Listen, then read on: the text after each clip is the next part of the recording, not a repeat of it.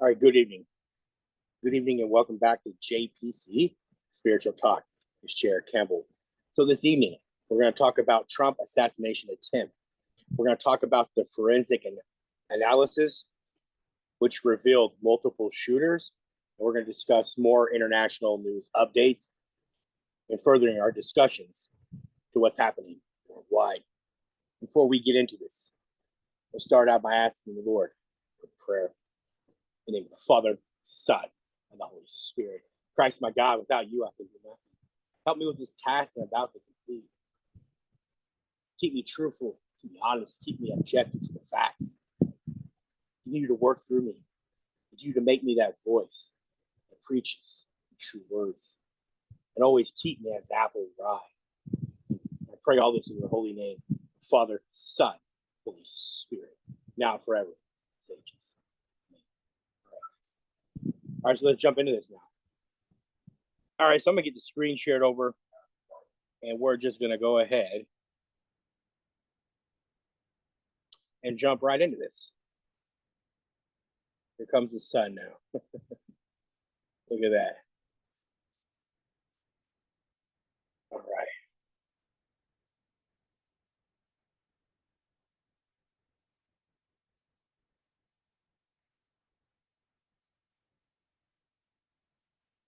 So this is the first one we're going to talk about. Here we go. Get it up on the screen. All right, here we go. So it says CNN, 3 guns total involved in Trump assassination attempt, according to audio analysis. Watch the video. So, multiple weapons involved, right? Believe it or not, from CNN, right? So CNN reports that forensic audio analysis indicates 3 different guns were fired during the assassination attempt on former President Donald Trump. This finding contrasts with the FBI's statements that the attacker acted alone. Audio analysis details the forensic analysis conducted by Catlin Gorgas and Cole Whitecotton from the University of Colorado at Denver identified distinct signatures for 3 different weapon types. Weapon A, associated with the first 3 shots. Weapon B, associated with the following 5 shots. Weapon C, associated with the final pulse. Shooter's location, right? So the shooter's location. The analysis concluded that the shooter was approximately 109 to 119 meters from the podium, okay? This aligns with CNN's assessment that the shooter was positioned on a rooftop about 119 to 149 meters away from Trump. So basically, that was an easy shot, right? Most people with basic rifle skills could have made that shot. All you really need is have your rifle bore-sighted in. You don't even need a scope. You could have used iron sights or something. Think about it. It wasn't really a far shot, right? So the FBI findings. So here are the FBI findings, right? So despite the audio evidence suggesting multiple weapons, the FBI maintains that there was a single shooter. The FBI has in its possession 3 guns from the incident, all right? 1 belonging to the shooter, 1 belonged to the Secret Service agent who neutralized the shooter, and 1 belonging to a Butler County Sheriff's deputy, okay? The event context.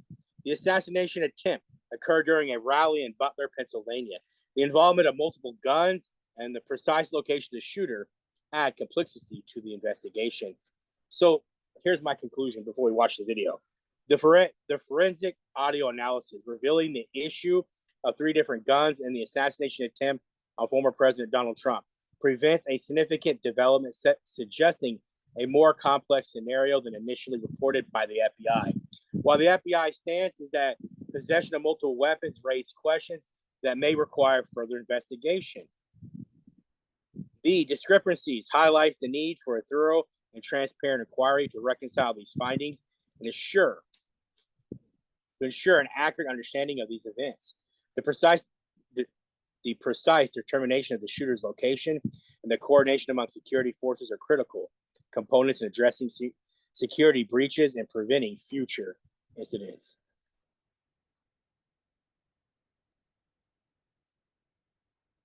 Yeah, someone's on top of the roof. Look. There he is right there. Right there, see him? He's laying down. You see him? Yeah, he's laying down. Απλοί πολίτες στην Πενσιλβάνια έχουν εντοπίσει τον 20χρονο Τόμας Μάθιου Κρούξ πάνω στη σκεπή ενός κτηρίου πολύ κοντά στην Εξέδρα, όπου ο Ντόναλντ Τραμπ εκφωνεί την προεκλογική του ομιλία. Είναι ένα ερασιτεχνικό βίντεο ντοκουμέντο, λίγο πριν από την απόπειρα δολοφονίας του πρώην Προέδρου των Ηνωμένων Πολιτειών, στο οποίο ακούγονται οι πολίτες να ενημερώνουν έναν αστυνομικό.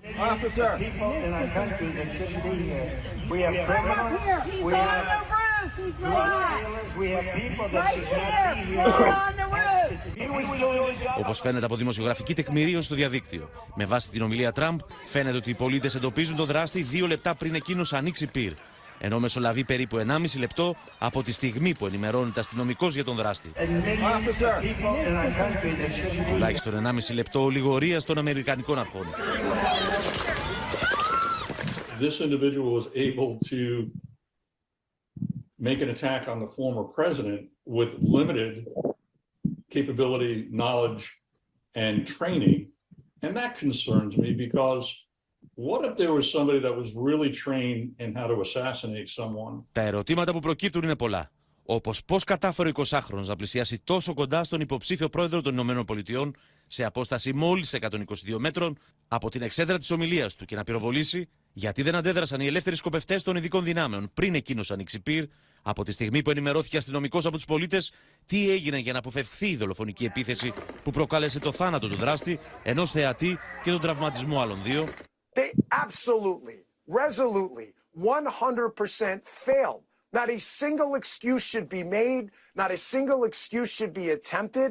This should be the subject of congressional hearings and investigations, because if they can't do this, and this is the best technology you had, then folks, there's no purpose anymore. Σύμφωνα με ηχητική ανάλυση για λογαριασμό του CNN, ακούστηκαν πυροβολισμοί από 3 όπλα. Οι 3 πρώτες βολές πιθανότατα του δράστη, άλλες 5 από δεύτερο όπλο και 1 ακόμη από ένα τρίτο. Την ώρα που το FBI προσπαθεί να δώσει απαντήσεις, οι θεωρίες συνωμοσίας δίνουν και παίρνουν. This was somehow a false flag that former President Trump and his campaign somehow orchestrated this event as a way to garner sympathy, that the Secret Service was slow to protect the former president, perhaps on the orders of the White House. Και όλα αυτά ενώ υπάρχει πλήρη σύγχυση για το κίνητρο του 20χρονου βοηθού σε οίκο ευγυρίας. We don't yet have any information about the motive of the shooter. We know who he is. I urge everyone, please, don't make assumptions about his motives or his affiliations. Σύμφωνα με το FBI, στο αυτοκίνητο του δράστη βρέθηκε ένας ύποπτος μηχανισμός που έχει μεταφερθεί στα εγκληματολογικά εργαστήρια. We are investigating this as an assassination attempt, but also looking at it as a potential domestic terrorism act. Στο μικροσκόπιο του FBI βρίσκονται οι παραδόσεις ύποπτων πακέτων στο σπίτι του δράστη τις προηγούμενες ημέρες, καθώς φαίνεται ότι προμηθεύθηκε το μιαυτόματο όπλο και τις σφαίρες λίγο πριν από την απόπειρα δολοφονίας.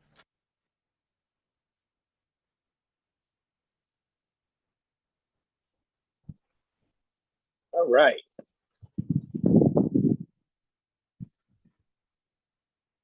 All right. Next one.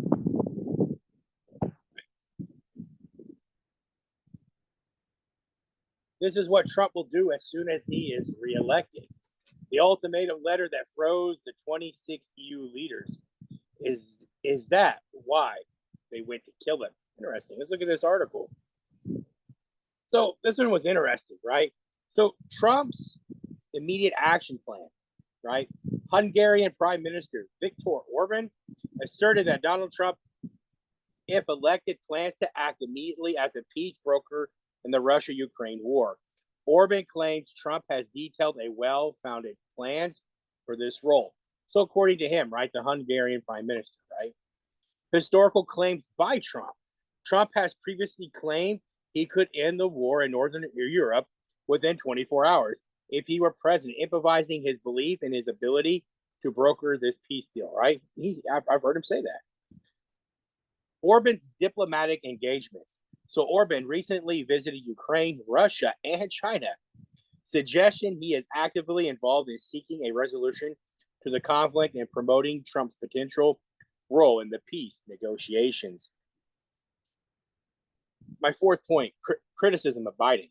So Orban criticized U.S. President Joe Biden, suggesting he cannot change the current U.S. pro-war policy. This criticism aligns with Orban's support for Trump, highlighting a divergence in views on handling the conflict. Number 5, European strategy concerns. Orban expressed concerns about the EU's alignment with the U.S. pro-war stance, suggesting that the EU lacks an independent strategy and has merely copied the U.S. approach. He advocates for a reassessment of the strategy. Number 6, diplomatic channels. Orban proposed reopening direct diplomatic channels with Russia while maintaining high-level contacts with Ukraine. He also suggested engaging China in discussions about a future peace conference. I conclude. Orban's letter to EU leaders underscores his belief that Donald Trump, if reelected, would immediately work to broker peace in Russia-Ukraine conflict. This stance highlights Orban's dissatisfaction with the current U.S. administration's approach and suggests a desire for the EU to adopt a more independent strategy.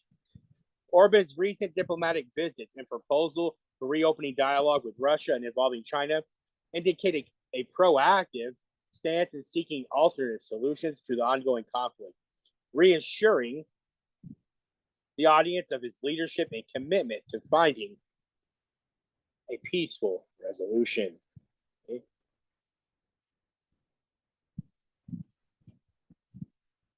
That is not, doesn't have subtitles.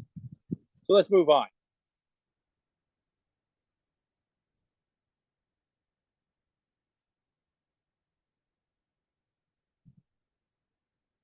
So here we go. Havoc. So Havoc, Trump's VP nominee, calls UK truly Islamic country, the first Islamic country with nuclear weapons. All right, let's look at this one. So here are some of my points. After breaking down and reading a lot of stuff. So J.D. Vance's controversial remarks. J.D. Vance, Donald Trump's vice presidential nominee, referred to the UK under the new Labour government as the first truly Islamic country to possess nuclear weapons. The statement has caused immediate backlash from London. I'm not shocked. Number 2, response from UK officials. So the Labour Deputy Prime Minister dismissed Vance's comments, attributing them to his tendency to make lighthearted remarks. She emphasized pride in Labour's recent electoral success and the intention to work cooperatively with internal allies. James Murray, the Undersecretary for Finance, expressed confusion over Vance's comment, indicating a lack of understanding of what Vance meant. Number 3, Vance's views on nuclear. On this, Vance commented during a conservative conference discussing the dangers of nuclear proliferation and speculating about which countries might become nuclear threats, ultimately suggesting the UK under Labour. Impact on UK and US relations. The incident possesses a challenge for UK's new Foreign Secretary, David Lammy, who has been working to strengthen ties with Trump allies, including Vance. Lammy previously referred to Vance as a friend after several meetings.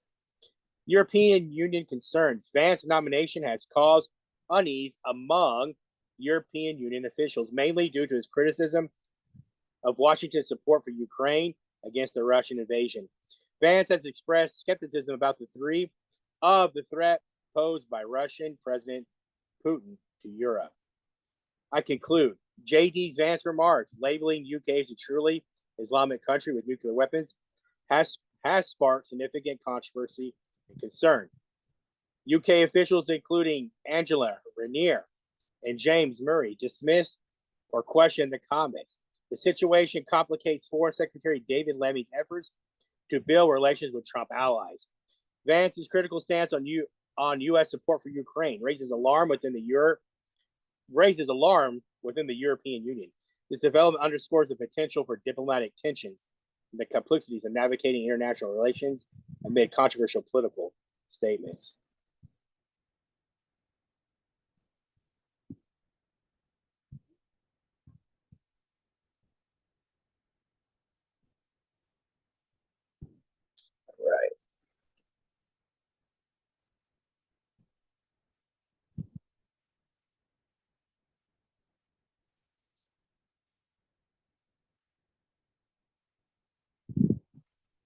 All right.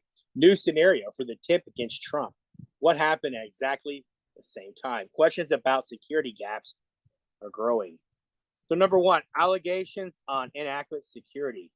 Claims have surfaced regarding security gaps during a speech by Donald Trump, suggesting that his security detail was insignificant due to resource diversion because of an event attended by Jill Biden in Pittsburgh, Pennsylvania. Sources of allegations. Susan Crabtree of Real Clear Politics reported these allegations, citing chats with individuals presumably within the Secret Service. Crabtree shared these claims on Twitter, highlighting concerns over allocating security resources. Number three, Secret Service protocols. According to Crabtree, Secret Service resources seem to be redirected to Jill Biden's event based on protocols for protecting a former president, which may have left Trump's security detail understaffed. Interesting.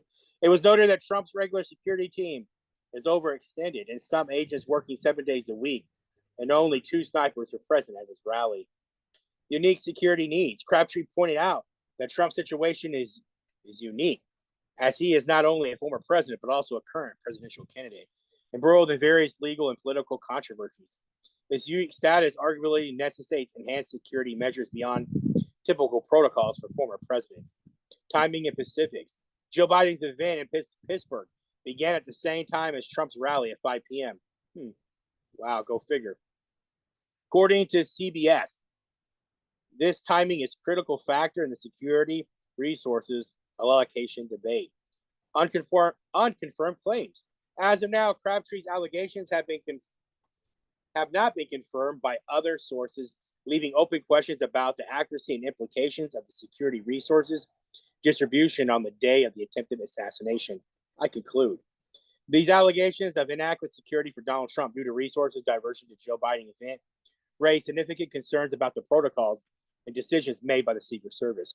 While Susan Crabtree's claims have yet to be substantiated, they highlight the potential risks and challenges in balancing security needs for high-profile figures, especially when they coincide. The situation underscores the necessity of thorough investigations and reassessment of security measures to ensure the safety of all protected individuals, particularly in politically charged environments like we're in now. Right? It makes sense. You remember what you caused. This is your fault. You. This is your fault. Every last one. This is your fault. This is your fault. You. This is your fault. Your fault. This is your fault. You caused this.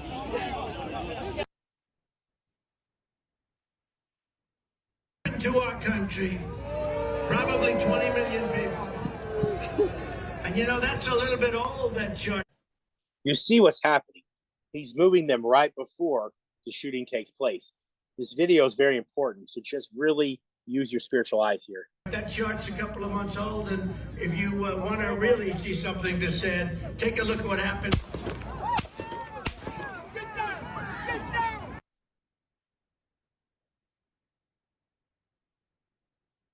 He was doing the job. I wouldn't even be doing this. I'd be at some beautiful place with a gorgeous ocean. Look, they're all pointing. The Atlantic, maybe the Pacific. Yeah, someone's on top of the roof. Look. There he is right there. Right there, see him? He's laying down, see him? Yeah, he's laying down. And Scott, I'm here with you fighting like hell to get a Senate. What's happening? And to make sure we take back the White House, because if we do, we're going to make America better than ever before. We're going to make it. Yeah, look. There he is. Easy, because we have millions and millions of people in our country that shouldn't be here. Dangerous people. Criminals. We have criminals. We have drug dealers. We have people that should not be here. Right on the roof. It's much tougher than it happens.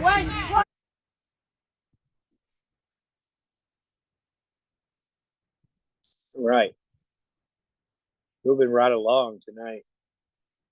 All right, our next thing we're going to talk about, something to do with Russian media. All right, here we go. Russian media. Who is the bodyguard who jumped in front of Trump to save him? Interesting. So, allegations of Russian involvement. Russian media claims that a female bodyguard, Irene S., who reportedly jumped in front of Donald Trump to protect him, is a Russian immigrant and a highly skilled martial artist. Listen attentively. These reports suggest a narrative of potential Russian involvement in Trump's security detail. Background of Irina S. So according to Russian channels, Irene S. is an authority in hand-to-hand combat and karate, trained by notable Russian coaches, right? To hand-to-hand fighting federation, I think she was part of. This background underscores her capabilities and the high level of training she has received. So here's some media commentary. A commentator or journalist sarcastically referred to Irina as Putin's Mata Hari, implying that Russian President Putin is involved in a conspiracy to influence American politics by protecting Trump and potentially ensuring his reelection.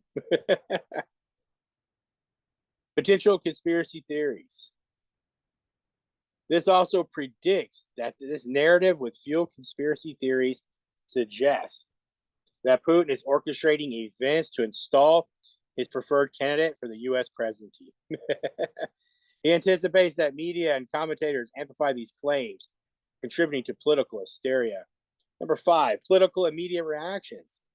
The claims about Irina S. are said to be expected to provoke reactions in the U.S., with accusations of Russian interference in the American politics likely to resurface.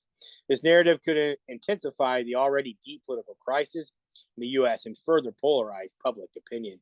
Gee, you think? I conclude the reports from Russian media about Irina S., a Russian-trained bodyguard allegedly protecting Donald Trump, add a sensational and controversial element to the ongoing discourse about foreign influence in U.S. politics. While the authenticity and implications of these claims still remain uncertain, they can stoke conspiracy theories and heighten political tensions. This situation highlights the complex and often contentious nature of international relations and the role of media narratives in shaping public perception and political discourse. Interesting. So here is a picture of her, right?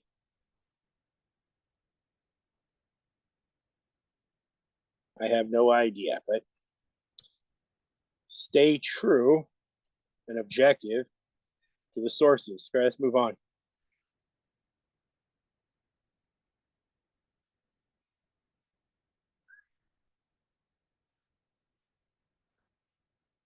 All right.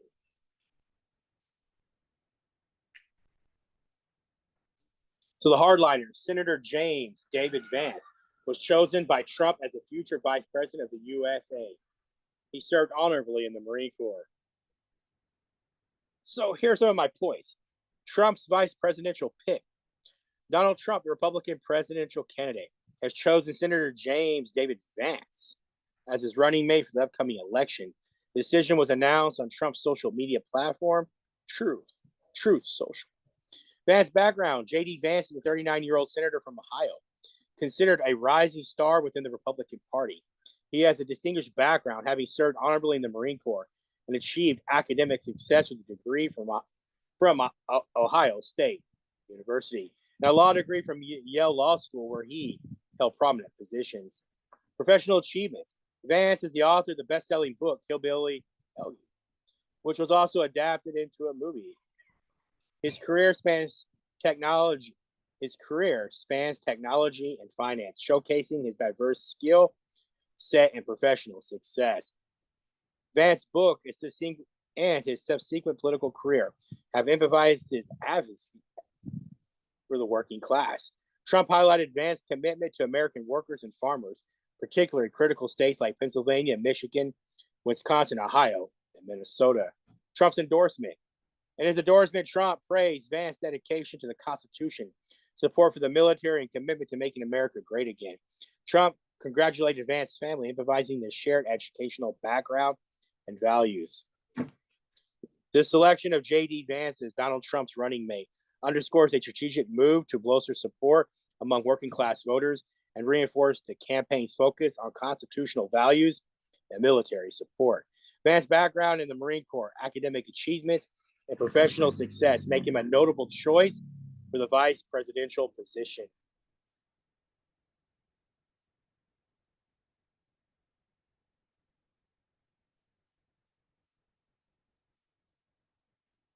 Hold on one second. I kind of lost my place.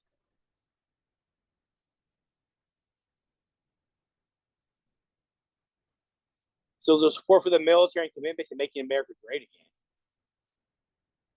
The decision aims to strengthen the Republican ticket by appealing to a broad base of voters, particularly in crucial swing states. I lost my place. Sorry about that, guys. The news we have been waiting for throughout the day has just been made. This is an announcement on Truth Social by former President Trump. He has selected Ohio Senator J.D. Vance as his vice presidential pick, and this is what he writes. After lengthy deliberation and thought, and considering the tremendous talents of many others, I have decided that the person best suited to assume the position of Vice President of the United States is J.D. Vance of the great state of Ohio. So let's talk about this with our great panel that we have assembled here in Milwaukee. Former House Speaker Kevin McCarthy, Dr. Ben Carson, former Secretary of Housing and Urban Development in the prior Trump administration, and he's founder and chairman of American Cornerstone Institute, and former Secretary of State and former CIA Director Mike Pompeo, also a Fox News contributor. So let's go around the horn. Mr. Mike Pompeo, good to see you. Great to be with you. Let's start with you. This is big breaking news. What's your reaction? Big news, a great pick. He'll be a fantastic vice president and is prepared to lead America if that's what's called upon. And I was very confident that I didn't know who it was, but whoever it was would be better than the current vice president, and he has way hit that bar. I'm excited. I'm excited about the ticket, and I'm excited about what this means for America in the years to come.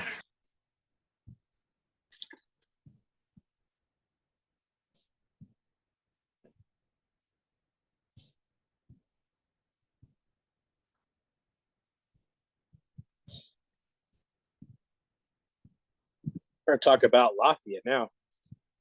We're almost done. So Latvia, Constitutional Court upholds law banning Russian in schools. Oppression of the Russian minority. I thought this article was worth sharing. So Constitutional Court decision. The Constitutional Court of Latvia upheld a law mandating Latvian as the language of instruction in schools, rejecting a challenge to this law by the Russian-speaking minority.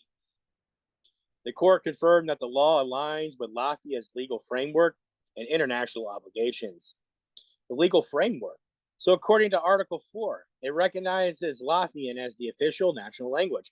Article 114 grants ethnic minorities the right to preserve their language. Education Acts. The Education Act of 1998 and the General Education Act of 2000 require public schools to use Latvian as a primary language, allowing the private institutions to choose Russian. My third point, legislative changes and protests. In 2018, in an amendment made Latvian the mandatory language of instruction in all educational institutions, including private ones. This led to protests from the Russian-speaking population, who argued that this reform violates their right to education in their minority language. Petition and court rejection. Opponents of the reform filed a petition in 2023, claiming that the law infringes on their educational rights. The Constitutional Court denied their request, maintaining the validity of the law. Russian Foreign Ministry stance. The Russian Foreign Ministry has condemned what it calls linguistic genocide in Ukraine and the Baltic states, including Latvia, in response to policies that reduce the use of the Russian language. So I conclude. The decision by the Latvia's Constitutional Court to uphold the law mandating Latvian as a language of instruction highlights the court's commitment to its national language and identity. The decision aligns with Latvia's constitutional provisions and education laws. However, it has sparked significant controversy and protests among the Russian-speaking minority, who view it as an infringement on their linguistic rights.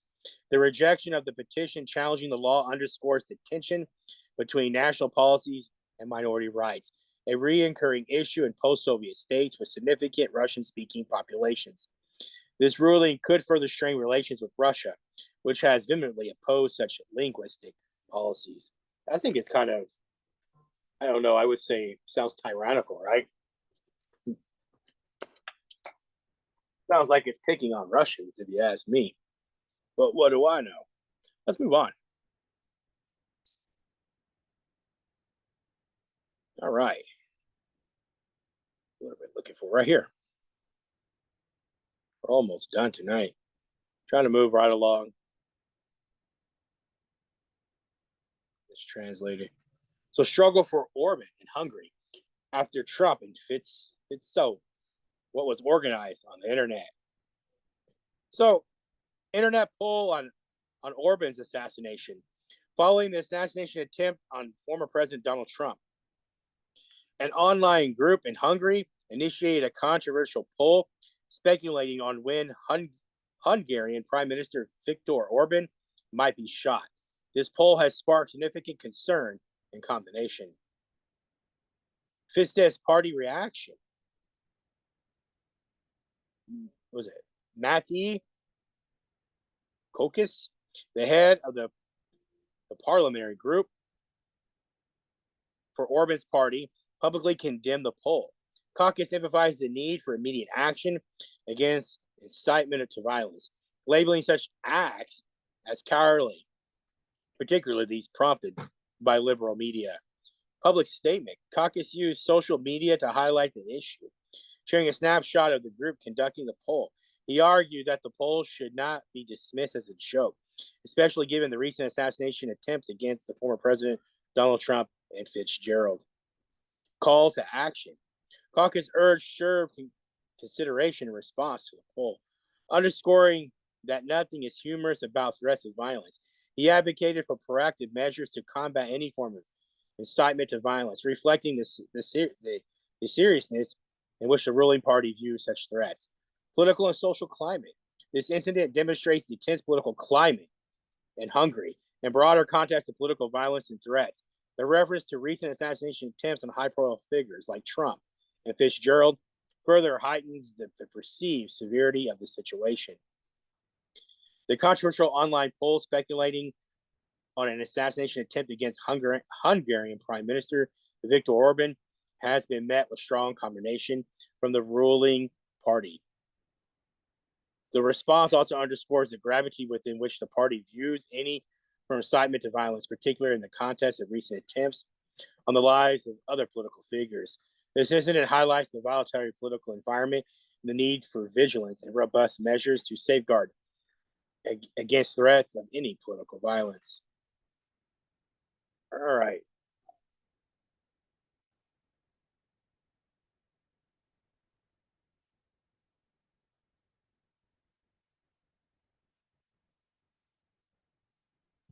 Our last one. So get ready. Who is the killer core? That scares NATO. What preparations are increasing in Europe? So the identification of the killer core. The British government has identified a group of 4 countries, China, Iran, North Korea, and Russia, that pose significant threats to NATO. These countries are perceived to be increasingly collaborating, amplifying the threat level. Defense review leadership. George Robertson, a former NATO Secretary General and former UK Defense Secretary, have been appointed to comprehensively review Britain's armed forces.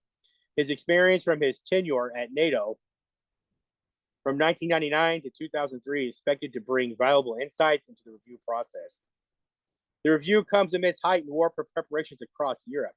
Other European countries, including Germany and Scandinavian nations, are also wrapping up their defense measures, focusing on preparing their militaries and civilian populations for a prolonged conflict with Russia. UK Prime Minister Keir Starmer has committed to increasing defense spending to 2.5% of its GDP. This commitment was also related at a recent NATO summit. The specific timelines for achieving this target was not provided. Focus on long-term resilience. The review by Robertson is part of a broader effort to reassess and bolster the long-term resilience of the UK's armed forces, ensuring they prepare to address the evolving threat landscape. NATO stance on China. The recent NATO summit highlighted the growing importance of addressing the challenges posed by China, emphasizing the need for NATO members to take these threats seriously and adjust their defense strategies accordingly. The UK's appointment of George Robertson to lead a defense review signals a significant step in addressing the perceived threats from the killer core of China, Iran, North Korea, and Russia. This initiative reflects a broader trend of increased war preparedness across Europe, with countries strengthening their defense capabilities in response to growing geopolitical tensions. The commitment to increase defense spending and the focus on long-term resilience underscore the seriousness in which these threats are being addressed, aligning with NATO's broader strategic priorities. And that's all I have. So overseas, right, over in Europe and everywhere else, they're telling their people to get ready, right, for conflict. We're not being told that here. Right? So thank you all again for following. Hope you enjoyed these updates. You know, I do take my time. It's important to break everything down, to show you all what's going on. We're going to get off here. I love you all so much. Thanks for following. Hope you enjoyed this video. I hope it's a good breakdown for all of you. Right? Please share the video out. If anything, please share out the video. Right? Right? Thank you so much. I love you all so much. JPC Spiritual Talk. I love you all.